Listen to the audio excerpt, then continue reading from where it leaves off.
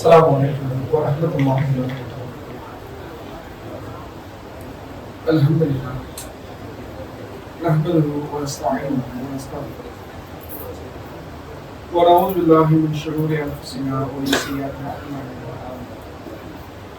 من يهده الله فلا مضل له ومن يضلل فلا هادي له. وأشهد أن لا إله إلا الله وحده لا شريك له وأشهد أن محمدا عبده ورسوله. فقد قال الله تعالى في المحكم القرآن الكريم: أعوذ بالله من الشيطان الرجيم. بسم الله الرحمن الرحيم. ومن آياته أن خلق لكم من أنفسكم أزواجا لتسكنوا إليها وجعل بينكم مودة ورحمة إن في ذلك لآيات لقوم يتفكرون. அளவற்ற அருளாளனும் நிகரில்லா பேரன்புடையனுமாகிய அந்த ஏக இறைவனை போற்றி புகழ்வதாக இறைவனின் மகத்தான கிருபையினால் நம்முடைய கொள்கை சகோதரருடைய நபி வழியின் அடிப்படையிலே நடைபெறக்கூடிய திருமண நிகழ்வில் நாமெல்லாம் இங்கே ஒன்றாக கூறுகிறோம். பொதுவாக நபிகள் நாயகம் ஸல்லல்லாஹு அலைஹி வஸல்லம் அவர்கள் மக்கள் எங்கெல்லாம் அதிகமாக கூடுகிறார்களோ குழுமுகிறார்களோ அந்த இடங்களில் அவர்களுக்கு தேவையான அறிவுரைகளை மார்க்க போதனைகளை நபிகள் நாயகம் ஸல்லல்லாஹு அலைஹி வஸல்லம் அவர்கள் செய்துள்ளார்கள்.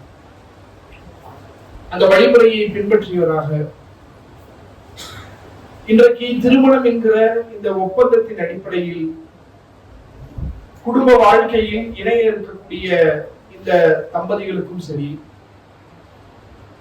ஏற்கனவே திருமணம் என்கிற இந்த ஒப்பந்தத்தின் அடிப்படையிலே குடும்ப வாழ்க்கையில் இணைந்து அதன் அடிப்படையிலே வாழ்ந்து கொண்டிருக்கக்கூடிய மற்றவர்களுக்கும் சரி,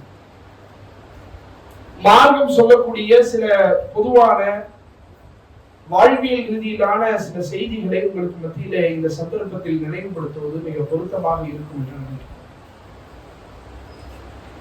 பொதுவாக திருமண வாழ்வை பொறுத்தவரையிலும் பெரும்பாலும் நாம எப்படி புரிந்து வைத்திருக்கிறோம் என்றால், அது கல்யாணம் முடிச்ச ஆரம்பத்துல ஒரு மாதிரி மாப்பிள்ளை அப்படியே லைட்டு போட்ட மாதிரி பளிர்னு தான் இருப்பாரு. ஒரு 6 மாதம் 1 வருட காலம் அப்படியே சந்தோஷமாக ஒரு கனவுல உலகத்துல வாழ்வது போல ஒரு வாழ்க்கையாகத்தான் இருக்கும். அது கொஞ்ச நாள் ஆச்சுன்னு சொன்னா அந்த மகிழ்ச்சி இருக்காது. சந்தோஷம் எல்லாமே அதிகபட்சமான ஒரு 6 மாசம் 1 வருஷம் அவ்வளவுதான். அதற்கு பிறகு குடும்ப வாழ்க்கை என்பது சிக்கலாலும் பிரச்சனையாலும் ஒரு தீர்க்க முடியாத ஒரு சுமையாகவும், குடும்ப வாழ்க்கையை நினைத்து எரிச்சல் அடையக்கூடிய வெறுப்படையக்கூடிய அளவிற்கு இன்றைக்கு பெரும்பாலான மக்களுடைய நடைமுறை வாழ்க்கையை நாம் எல்லாம் பார்க்கின்றோம். ஆனால் இது உண்மையா என்று கேட்டால் கண்டிப்பாக கிடையாது. இஸ்லாம் ஒரு குடும்ப வாழ்க்கையை நாம் எவ்வாறு கட்டமைக்க வேண்டும் என்று வழிகாட்டி இருக்கிறதோ, நபிகள் நாயகம் ஸல்லல்லாஹு அலைஹி வஸல்லம் அவர்கள் ஒரு குடும்பத்தை எவ்வாறு நிர்வகிக்க வேண்டும் என்று நமக்கு வாழ்ந்து காட்டி சென்றிருக்கிறார்களோ, அந்த வழிமுறையை ஏற்று அதன் அடிப்படையிலே நாம் நம்முடைய குடும்பத்தை வழிநடத்துவோமே ஆனால், திருமணம் முடிந்த அந்த ஆரம்பத்திலே ஒரு சந்தோஷம், ஒரு குதூகலம், ஒரு மகிழ்ச்சி கிடைக்குது இல்ல, சேர்ந்தே இருக்க வேண்டும், பிரியக்கூடாது. அப்படி பிரிந்து சென்றால் கூட ஒரு விதமான கவலை துக்கம் ஆட்கொள்ளுதா இல்லையா? திருமணமான ஆரம்ப காலகட்டத்துல ஒரு நகைச்சுவைக்கு கூட ஒரு நிகழ்வு சொல்லுவாங்க. இது மாதிரிதான் ஒரு சகோதரருக்கு திருமணம் முடிஞ்சிருக்கு. திருமணம் முடிஞ்சு ஒரு வாரம் ஆயிருக்கு. அந்த நேரத்தில் என்ன செஞ்சிருக்காங்கன்னா, ஜமாத்துக்கு வாங்க அப்படின்னு சொல்லி அழைப்பு கொடுத்திருக்கிறாங்க. அவரு என்ன செஞ்சிருக்காருன்னா, இல்லங்க இப்பதான் கல்யாணம் முடிஞ்சிருக்கு, 1 வாரம் தான் ஆயிருக்கு, பரவாயில்ல பிரச்சனை இல்லை, வாங்க ஒரு 3 நாள் தான் முடிச்சுட்டு நீங்க வந்துடலாம் அப்படின்னு சொல்லி சகோதரரை கூட்டிட்டு போயிருக்காரு. அவர் போயிட்டாரு. போனாருன்னா போனவரு பள்ளிவாசல்ல ஒரே அழுதுகிட்டே இருக்காரு. அப்ப அந்த ஜமாத்தினுடைய அந்த அமீர் வந்து போய் கேட்கிறாரு, என்னாச்சு, ஏன் இப்படி அழுவுறீங்க, என்ன பிரச்சனை? அவர் சொல்றாரு, உம்மத்தை நினைச்சு நான் அழுவுறேன் அப்படின்னு. உடனே அமீருக்கு அப்படின்னு நிகழ்ந்துருச்சு, இந்த உம்மத்தை நினைச்சு இவர் இப்படி அழுகிறாரே, எவ்வளவு பெரிய ஒரு இறையச்சவாதியாக தக்குவாதாரிகளாக மக்கள் மீது எத்தனை பெரிய கருணையோடு இருந்து இந்த சின்ன வயசுல உம்மத்தை நினைச்சு இப்படி அழுகுறாரு, இவர் எவ்வளவு பெரிய ஒரு பக்திமானாக இவர் இருப்பார் என்று அப்படியே அவருக்கு மெய் சிலிர்த்து, இன்னைக்கு மகரிப் பயான்ல நீங்க தான் தலைப்பு, உங்களை பத்தி தான் நான் பேச போறேன் அப்படின்னு சொல்லி மகரிப் பயான்ல பேச ஆரம்பிக்கிறார். மக்கள் எல்லாம் கேட்டுட்டு இருக்காங்க. சொல்றாரு, பாருங்க நம்மளாம் எத்தனை வருஷமா ஜமாத்துக்கு வந்துகிட்டு இருக்கோம், இவரு பாருங்க நேத்துதான் வந்தாரு, உம்மத்தை நினைச்சவர் அப்படி கண்ணீர் விட்டு கதறி அழுகுறாருங்க, உங்களுக்காக இவர் அழுதுகிட்டு இருக்காருங்க அப்படின்னு சொல்ல அப்பதான் அவருக்கே புரியுது. அவரு சொல்றாரு, ஏன் இவங்களுக்காக நான் எதுக்கு அழுவ போறேன், என் பொண்டாட்டி மேல உம்மத்துங்க, அவங்கள நினைச்சு நான் அழுதுகிட்டு இருந்தேன், இவங்க நான் அழுவணும். அது என்னன்னு சொன்னா அப்படிதான் ஆரம்பத்துல வந்து இப்படி இருக்கும், அது பிரிய கூடாதுன்னு நினைப்போம், பிரிந்தாலும் ஒரு விதமான கவலை இருக்கும், கொஞ்ச நாள் ஆச்சுன்னு வைங்க சேரக்கூடாதுன்னு நினைப்போம், எதுக்குடா வீட்டுக்கு போயிட்டு ஒரே போனாலே ஏதாவது பிரச்சனை பலா முசிபத்து, பெசாட்ட அமைதியா பள்ளிவாசல்ல இருந்துடலாமா அப்படி எல்லாம் யோசிக்க தோணுது. அப்ப இது இந்த இடத்துல எங்க தப்பு நடக்குதுன்னு சொன்னா, இஸ்லாம் ஒரு திருமண வாழ்க்கை, ஒரு குடும்ப வாழ்க்கை எவ்வாறு கட்டமைக்க வேண்டும் என்ற வழிகாட்டுதலை இஸ்லாம் சொல்லி இருக்கிறதோ அதை சரியாக புரியாததனுடைய விளைவுதான் குடும்ப வாழ்விலே பல்வேறு விதமான பிரச்சனைகள் ஏற்படுவதற்கான காரணமாக இருக்கிறது. அல்லாஹ் ரப்பல் ஆலமீன் இந்த திருமண வாழ்க்கையை பற்றி இறைவன் தன்னுடைய திருமறையிலே பேசுகிறான். வமின் ஆயாத்திஹி அன் ஹலக்கலக்கும் மின் அன்ஃபுசிக்கும் அஸ்வாஜ, உங்களில் இருந்து உங்களுக்கான துணையை நாம் ஏற்படுத்தி இருக்கிறோம். கணவன் மனைவி என்கிற அந்த குடும்ப உறவை நாம் ஏற்படுத்தி இருக்கிறோம். எதற்கு தெரியுமா? லித்தஸ்குனு இலைஹா, அவர்களிடத்திலே நீங்கள் நிம்மதி பெற வேண்டும் என்பதற்காக, மகிழ்ச்சி அடைய வேண்டும் என்பதற்காக, சந்தோஷத்திலே மூழ்கி திளைக்க வேண்டும் என்பதற்காகத்தான் இந்த கணவன் மனைவி என்கிற உறவையை நாம் ஏற்படுத்தி இருக்கிறோம் என்று இறைவன் சொல்கிறார்.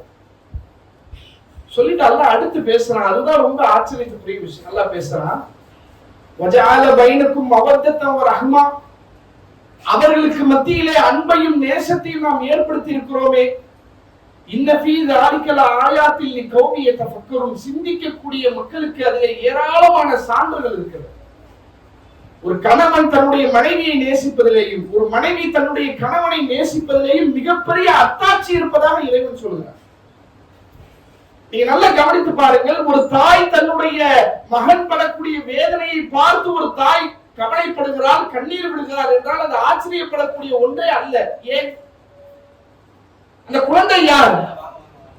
என்னுடைய உடலில் ஒரு பகுதி, என்னுடைய உடலோடு உயிரோடு சதையோடு பின்னி பிணைந்து வாழ்ந்த என்னுடைய குழந்தை, என்னுடைய உயிரின் ஒரு பகுதி, அவனுக்கு ஒரு கவலை ஏற்படுகிறது, அவன் கண்ணீர் விடுகிறான் என்றால் அதை நினைத்து ஒரு தாய் அழுவது ஆச்சரியப்படக்கூடிய ஒரு அம்சமே அல்ல. என் குழந்தைகள் கவலைப்படுகிறார்கள், அதை நினைத்து ஒரு தந்தை வேதனைப்படுகிறாரா, அது ஆச்சரியப்பட வேண்டிய அம்சமே இல்லை. என் சகோதரன் கஷ்டப்படுகிறான், கவலைப்படுகிறான், அதற்காக நான் வேதனைப்படுகிறேன் என்றால் அது ஆச்சரியப்படக்கூடிய அம்சமே இல்லை. ஏன்? ஒரே கருவறையில இருந்திருக்கிறோம், ஒரு தாயினுடைய வயிற்றிலிருந்து பிறந்தவர்கள். எனக்காக அவன் அழுவதும் அவனுக்காக நான் அழுவதும் ஆச்சரியப்படக்கூடிய ஒன்றே அல்ல. ஆனால் இறைவன் சொல்கிறான், ஒரு கணவனுக்காக மனைவி கவலைப்படுகிறார், ஒரு மனைவிக்காக கணவன் கவலைப்படுகிறார். இது ஆச்சரியம் இல்லையா? இது அதிசயம் இல்லையா? இது அத்தாட்சி இல்லையா? நீ எப்படி இதை யோசிக்காம இருக்கிற? யோசித்து பார். இந்த கணவனுக்கும் மனைவிக்கு என்னங்க தொடர்பு? 20 வருஷம் 23 வருஷம் இவர் யாருன்னு இந்த அம்மாக்கு தெரியாது, இவங்க யாருன்னு அவருக்கு தெரியாது. ஏதோ ஒரு ஊர்ல, ஏதோ ஒரு பகுதியில, ஏதோ ஒரு வீட்டுல அவருடைய உணவு பழக்கம், அவருடைய குடும்ப முறை எல்லாம் வேற, இவருடைய குடும்ப முறை எல்லாம் வேற. 23 ஆண்டு காலம் யாரென்றே தெரியாத ஒரு நபர் திருமணம் என்கிற அந்த ஒப்பந்தத்திலே கையெழுத்து போட்டு இணைந்த உடனே கணவனின் மீது அத்தனை பெரும் அன்பு மனைவிக்கு வருகிறது, மனைவியின் மீது அத்தனை பெரும் நேசம் கணவனுக்கு வருகிறது. இது எப்படி வந்தது? அறிவு கொண்டு சிந்தனை கொண்டு இதற்கு பதில் சொல்லும் என்றால் உலகத்தில் எவராலும் பதில் சொல்ல முடியாது. இறைவன் பதிலளிக்கிறான். இது யாராலும் ஏற்படுத்துற? நான் ஏற்படுத்தியிருக்கிறேன். கணவனின் மீது அன்பை மனைவிக்கு நான் ஏற்படுத்துறேன். மனைவியின் மீது நேசத்தை கணவனுக்கு நான் ஏற்படுத்துகிறேன். இதுவெல்லாம் மிக சிறந்த அத்தாட்சி என்று இறைவன் சொல்லி காட்டுகிறார். அத்தனை ஒரு மகத்துவம் மிக்க உறவு கணவன் மனைவி என்கிற உறவு. ஆனால் இன்றைக்கு இஸ்லாம் சொல்லக்கூடிய வழிமுறையை நாம் புரிந்து கொள்ளாதனுடைய விளைவாக இந்த குடும்ப வாழ்க்கையினுடைய அற்புதத்தை விளங்காமல் அதை வீணடித்துக் கொண்டிருக்கிறோம். தினம் தினம் அல்ல நம்முடைய அந்த குடும்ப வாழ்க்கையில் அற்புதத்தை நிகழ்த்திக்கிட்டே இருக்கிறாங்க, கண்டும் காணாமல் போய் கொண்டிருக்கும். அதற்கு என்ன காரணம்? ஏன் கணவன் மனைவிக்கு மத்தியிலே பிரச்சனை ஏற்படுகிறது? அந்த பிரச்சனைக்கான காரணமாக என்னென்ன விஷயங்கள் எல்லாம் வருகிறது என்பதை நாம கவனித்து சரி செய்து விடுவோம். ஆனால் ஆரம்பத்திலே கிடைக்கக்கூடிய அந்த மகிழ்ச்சி, ஆரம்பத்திலே நாம் அனுபவிக்கக்கூடிய சந்தோஷம், அது இறுதி வரை தொடர்வதற்கான வாய்ப்புகள் அதிகம். குடும்ப வாழ்க்கையில் பிரச்சனைகள் ஏற்படுவதற்கான சில காரணங்கள் இருக்கிறது. அதிலே முதல் காரணம் எதிர்பார்ப்பு.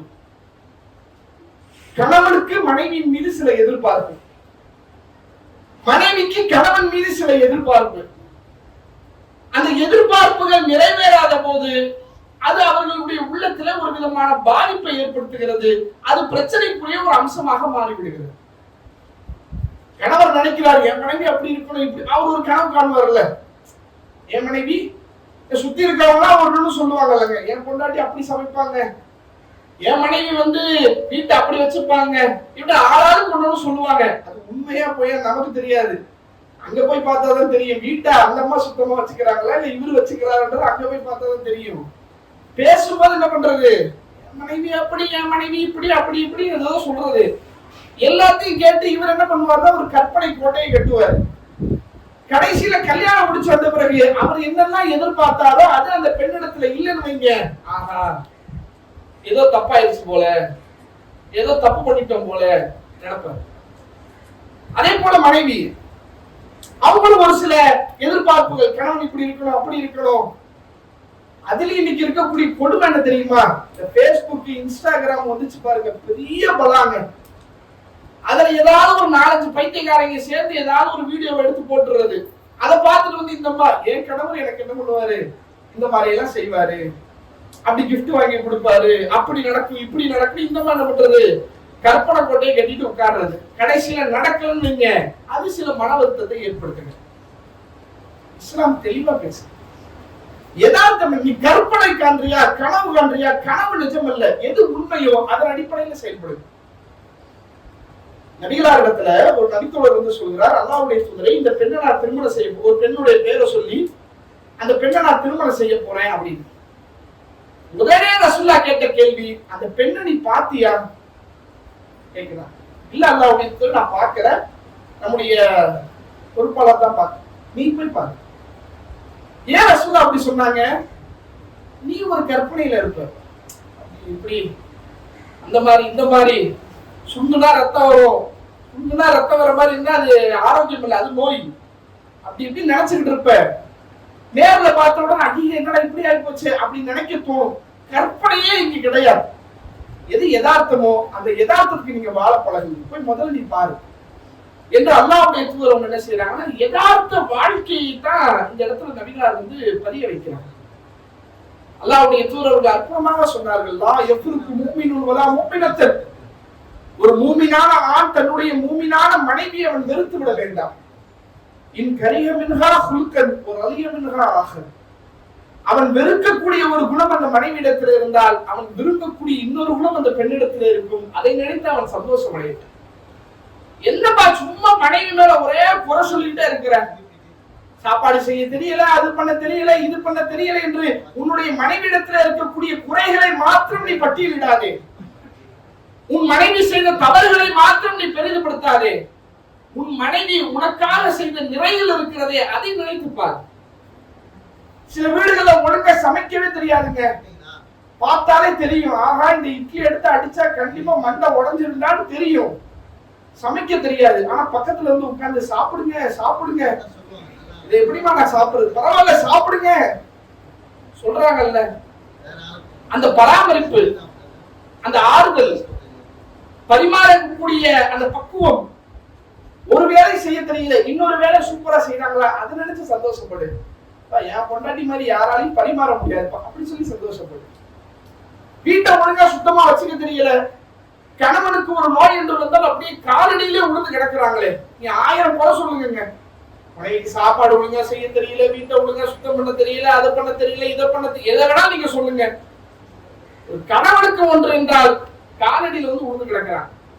தலைவலிக்குதா, கையில தச்சு விடவா, சுடுதண்ணி வச்சு தரவா, ஹாஸ்பிட்டலுக்கு போலாமா, டாக்டர்கிட்ட போலாமா, இத்தனை பேரும் அக்கறையோடு கண்ணீர் வடித்த நிலைமையிலே நம்முடைய காலடியில் வந்து நம்முடைய மனைவி விழுந்து கிடக்கிறாரே, அவள் செய்யக்கூடிய மற்ற தவறுகளை மன்னித்தால் என்ன கேடு? சரி செஞ்சுட்டு போறாங்க, என்ன தப்புன்ற? அதை மன்னித்து அதை லேசாக்கி அதை பெரிதுபடுத்தாமல் அவன் வாழ்ந்தோம் என்று சொன்னால் நம்முடைய வாழ்க்கை உலகத்திலே சொர்க்கமாக மாறி நிம்மதிக்குரிய ஒரு அம்சமாக மாறி. நபிகள் நாயகம் ஸல்லல்லாஹு அலைஹி வஸல்லம் நம்முடைய வாழ்க்கையை பாருங்க. அல்லாஹ்வுடைய தூதர் வாங்க, உண்மையிலே இதெல்லாம் ரொம்ப ஆச்சரியமா இருக்குங்க. இந்த செய்தியெல்லாம் படிக்கும் போது நம்மள அந்த இடத்துல வச்சு நம்ம யோசிச்சு பார்க்கிறோம், சான்ஸே இல்லப்பா. அல்லாஹ்வுடைய தூதரை தவிர இது மாதிரியான ஒரு இடத்திலே வேறு எந்த மனிதனாலும் வாழ்ந்து காட்டவே முடியாது என்று சொல்லக்கூடிய அளவிற்கு அத்தனை பேரும் ஒரு மனோதத்துவியல் அறிஞராக நபிகளார் அவர்கள் அந்த இடத்துல அப்படி விழுகுகிறார்கள். நமக்கு ஒரு சந்தர்ப்பம், அல்லாஹ்வுடைய தூதர் அவங்க ஒரு யுத்த காலத்தை முடித்து வந்து கொண்டிருக்கிறார். வரக்கூடிய நேரத்துல என்ன ஆகுதுன்னு சொன்னா, ஒரு இடத்துல எல்லாரும் அமர்றாங்க, தேவை இயற்கை தேவையை முடிப்பதற்காக அமர்றாங்க. எல்லாரும் அவங்களுடைய தேவைகளை முடிக்க போறாங்க. கொஞ்சம் நெருக்கமா இருக்காங்க, கொஞ்சம் நெருக்கமா.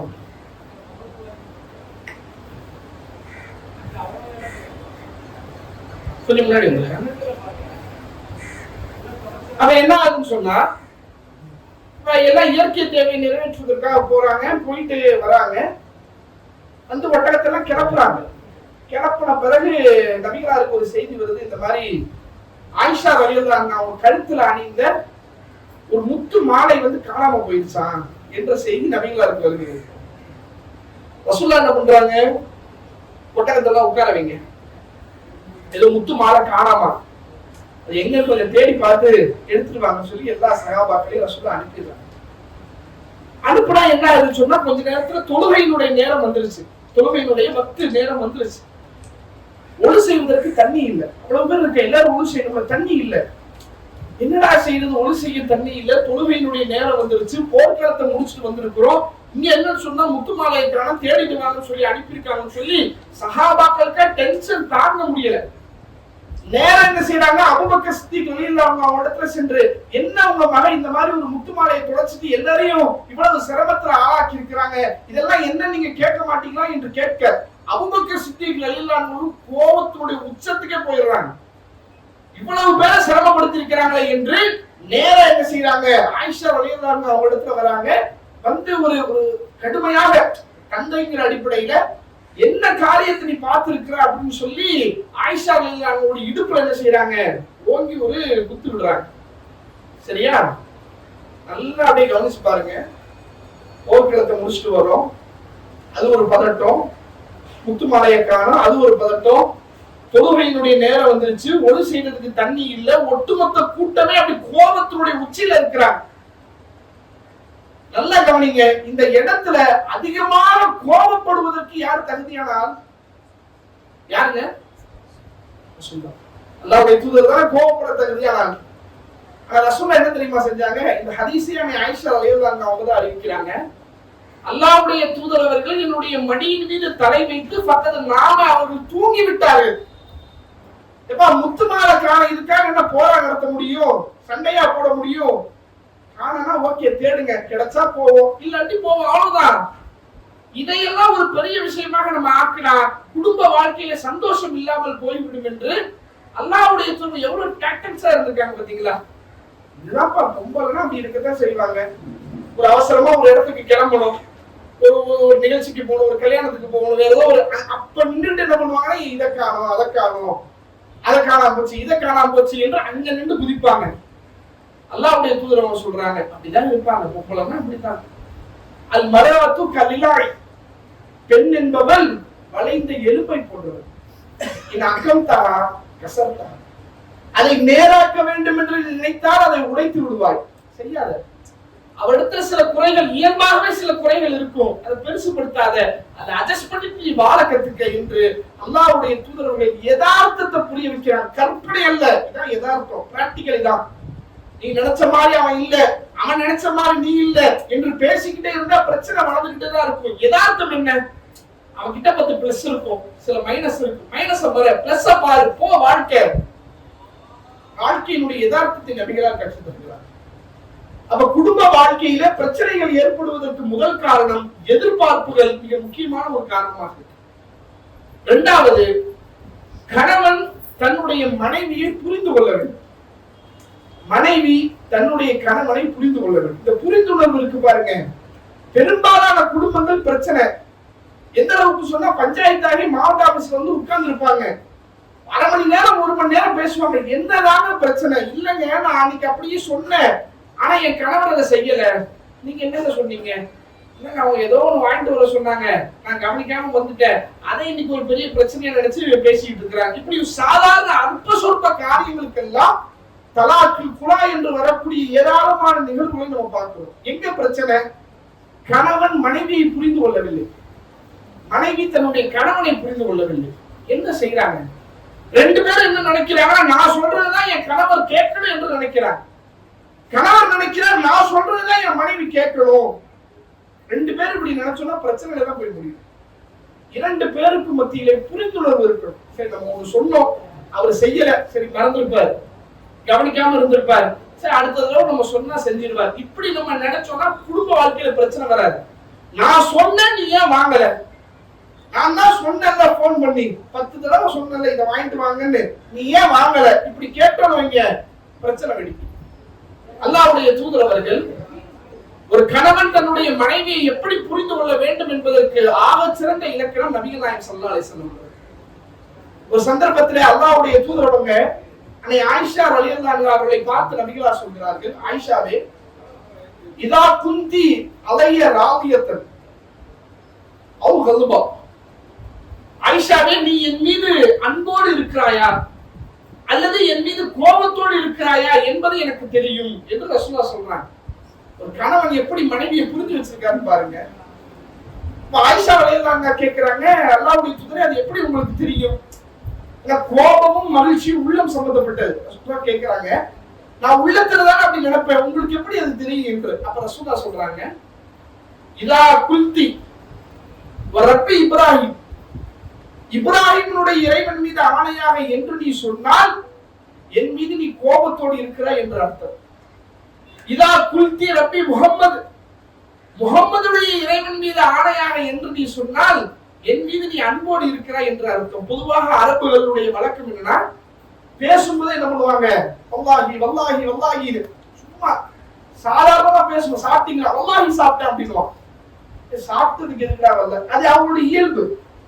அது மாதிரி பேசும்போது இப்ராஹிமுடைய இறைவன் மீது ஆணையாக என்று நீ சொன்னால் நீ என் மேல கோபத்துல இருக்கிற, வீட்டம்மாக்கு மூடு சரியில்லை, கோபமா இருக்கிறாங்க, ஏதோ பஞ்சாயத்து, புரிஞ்சுக்கணும்.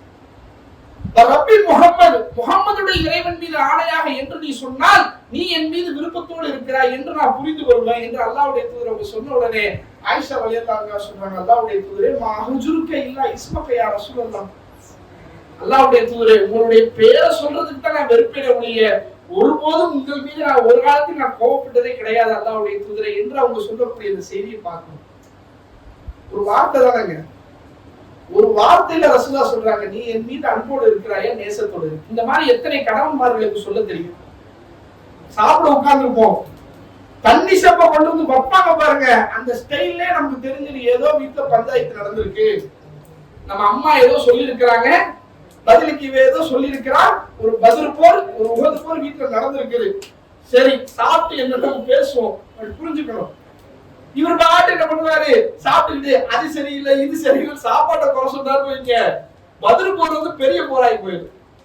அப்ப அந்த மாதிரி நடக்காம என்ன, குடும்பத்துல என்னென்ன சூழல் நடக்குது, என்னென்ன செய்யறாங்க, அவங்களுடைய அங்க அசைவு என்ன, எல்லாவற்றையும் கவனிக்கக்கூடியவனாக ஒரு கணவன் இருக்கும். நபிகளார் இருந்தாங்களா இல்லையா?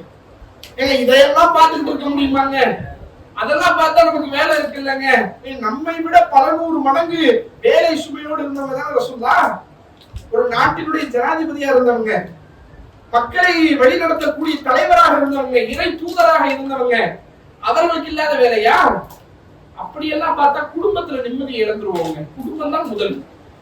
குடும்பத்துல ஒரு மனிதன் சந்தோஷமாக நிம்மதியாக இருந்தால் அவன் மூலம் சமுதாயம் நிம்மதி பெறும்.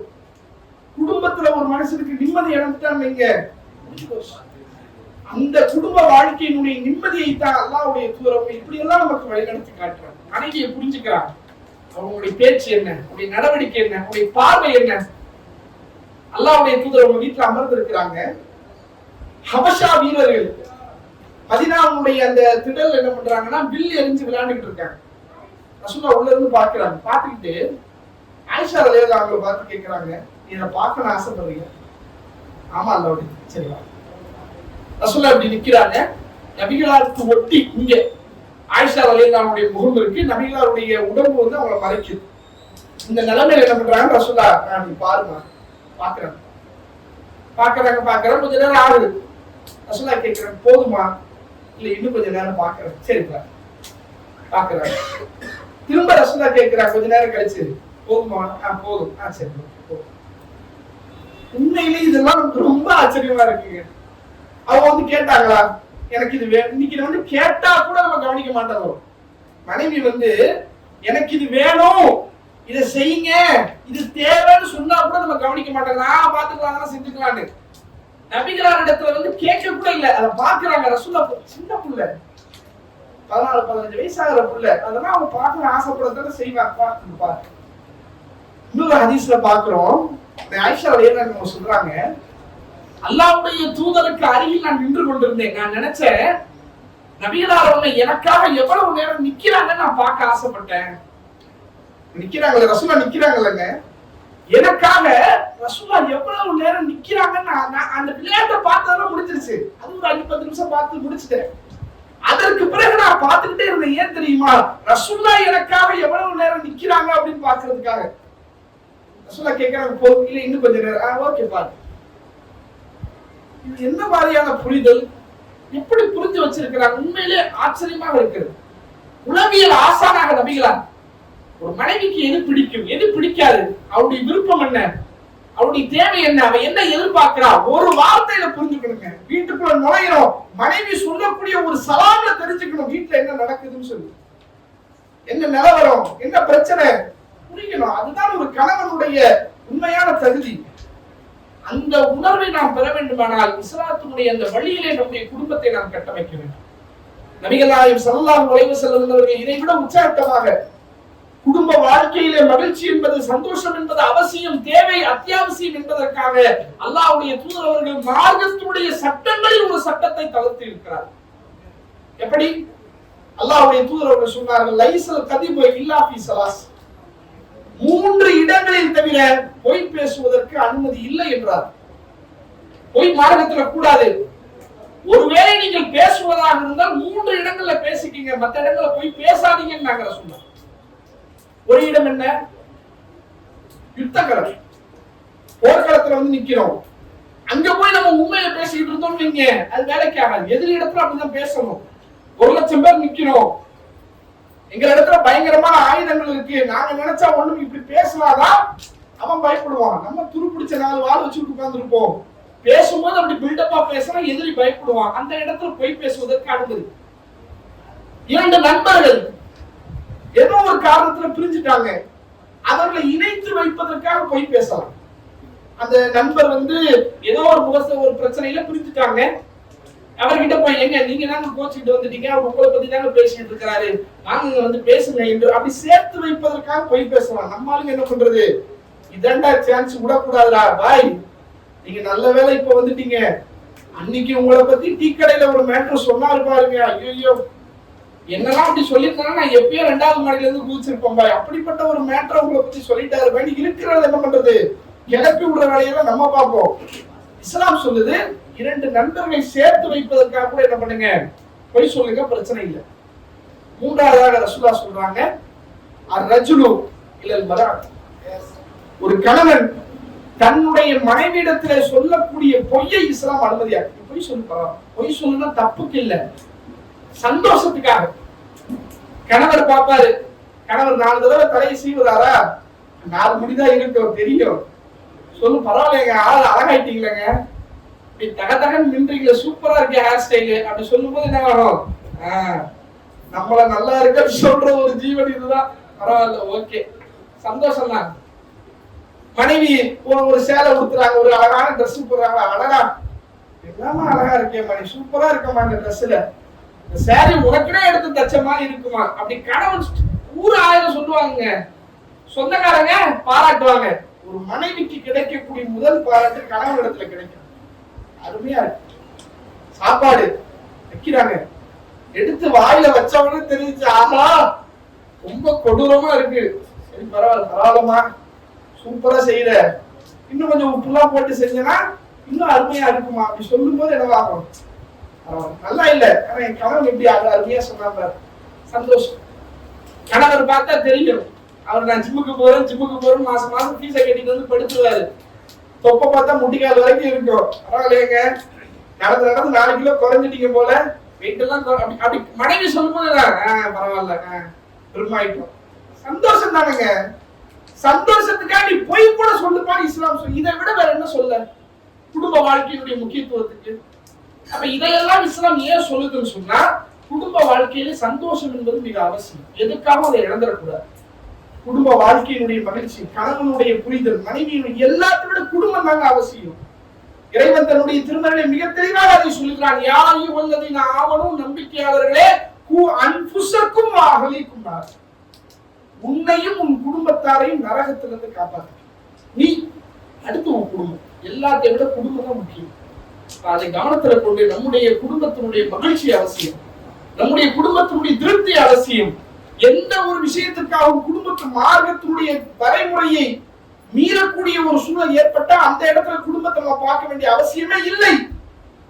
இன்றைக்கு நபி வழியின் அடிப்படையிலே, எளிமையான அடிப்படையிலே திருமணம் நடத்தி கொண்டிருக்கிறோம். சிலர் நினைக்கலாம், ஏங்க இங்க நடத்திட்டு ஒரு மண்டபத்தை பிடிச்சு ஒரு 1000 பேருக்கு 2000 பேருக்கு சோறு போட்டா இங்க குறையா வந்துற போது, கேடா வந்துற போது நினைக்கலாம்.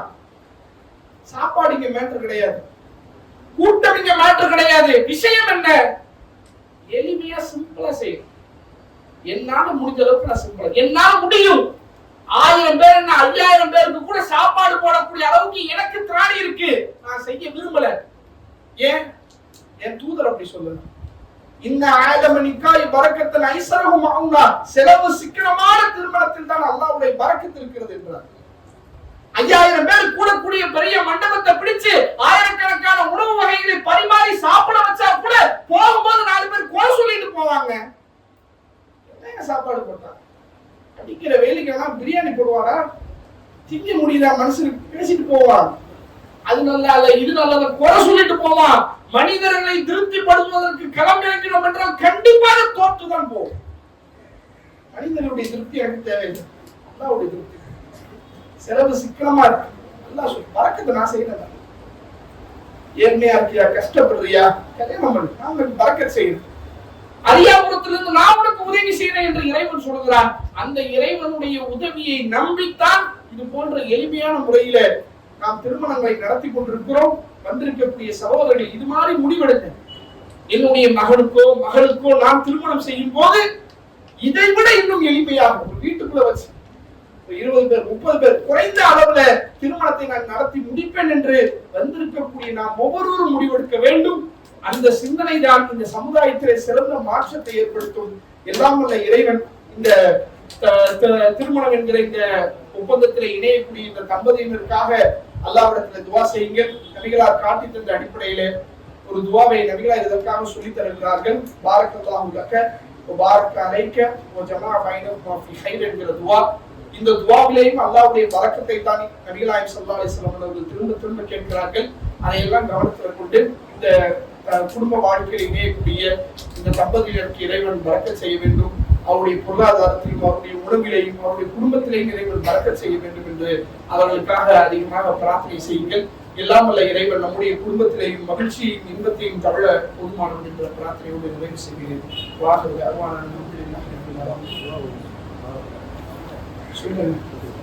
சொல்லுமா துவா சொல்றாங்க. பாரக்கல்லாஹு லக்க வ பாரக்க அலைக்க வ ஜஸா பைனகுமா ஃபீ கைர். இறைவா இவர்களுக்கு நீ பரக்கத் செய்வாயாக, பரக்கத்தான காரியங்களை இவர்கள் இருவருக்கும் தருவாயாக, நன்மையிலே இவர்கள் இருவரையும் நீ ஒன்றிணைத்து வைப்பாயாக என்ற இந்த பிரார்த்தனையை அவர்களுக்காக நீங்க செய்யுங்க. எல்லாம் உள்ள இறைவன் அவர்களுக்கு பரக்கத் செய்ய வேண்டும் என்ற தகவலோடு நிறைவு செய்து கொண்டு வாகன